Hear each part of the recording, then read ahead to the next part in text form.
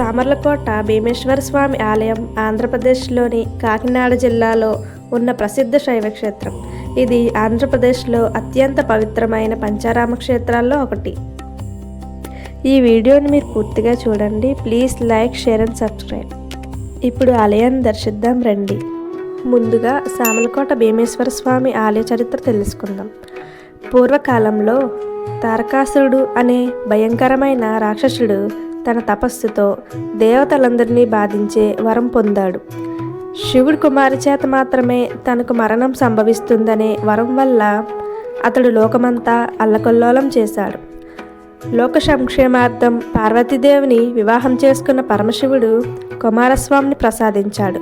కాలక్రమంలో కుమారస్వామి తారకాసునితో మహాయుద్ధం చేసి అతడిని సంహరించారు.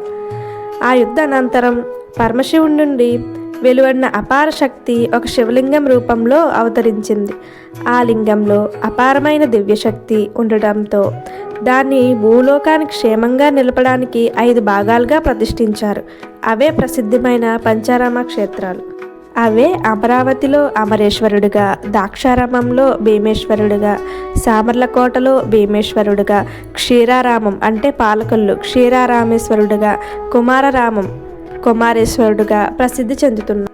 ఆలయంలోకి ప్రవేశిద్దాం రండి.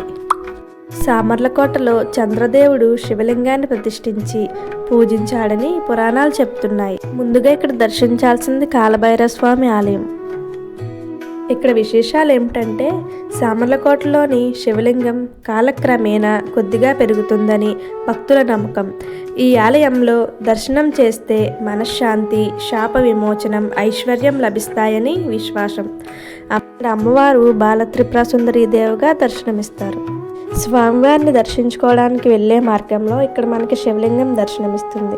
దాని విశేషాలు ఏమిటంటే, ఇక్కడ కోనేరు దగ్గర బిందెతో నీళ్లు నింపుకుని స్వామివారికి 108 సార్లు అభిషేకం చేస్తే కోరిన కోరికలు తీరుతాయని భక్తులు విశ్వసిస్తున్నారు. ఇక్కడ కోనేరు చూసారా ఎంత అద్భుతంగా ఉందో, చాలా అంటే చాలా బాగుంది. ఈ కోనేరు చూడడానికి చాలా అందంగా ఉంది. ఈ ఆలయం తూర్పు చాళుక్యుల కాలంలో సుమారు 9 నుంచి 10వ శతాబ్దాల విస్తృతంగా అభివృద్ధి చెందినట్లు శాసనాలు సూచిస్తున్నాయి. తరువాతి కాలంలో చోళులు, కాకతీయులు, రెడ్డి రాజులు ఈ ఆలయాన్ని పోషించారు.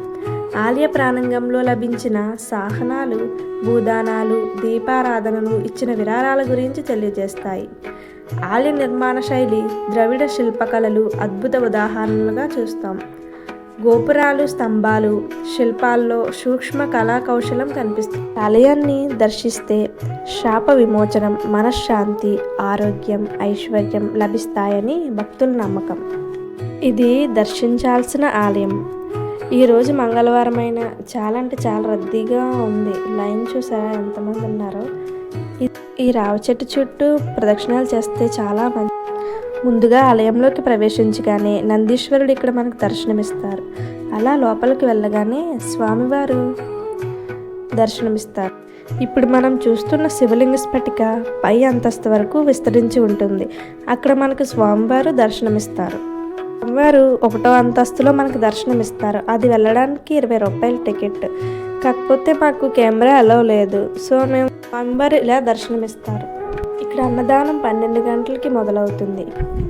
స్వామివారి ఆలయం 12:30 నుంచి 3 అయ్యే వరకు దర్శనాలు ఆపుతారు.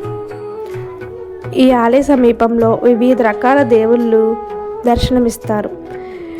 మీరు 2 అంతస్తుల దేవాలయం ఎప్పుడన్నా చూసారా? నేనైతే ఇదే ఫస్ట్ టైం చూడటం. ఇలా పై మార్గంలో వెళ్తే స్వామివారిని ఫ్రీగా దర్శించుకోవచ్చు. ఇక్కడ శివలింగం నిత్య అభిషేకంతో కొద్దిగా పెరుగుతుందని భక్తుల విశ్వాసం. భీమేశ్వర స్వామి తూర్పు ముఖంగా దర్శనమిస్తారు. అమ్మవారు దుర్గాదేవి, అన్నపూర్ణాదేవిగా కొలువై ఉంటారు.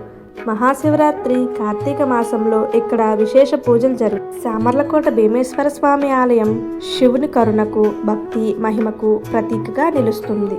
మీకు ఈ వీడియో నచ్చినట్లయితే like, share and subscribe. Comment మర్చిపోకండి ప్లీజ్. Bye bye. ఇన్ని వీడియోల కోసం మా ఛానల్ని సబ్స్క్రైబ్ చేయండి. Thank you for watching.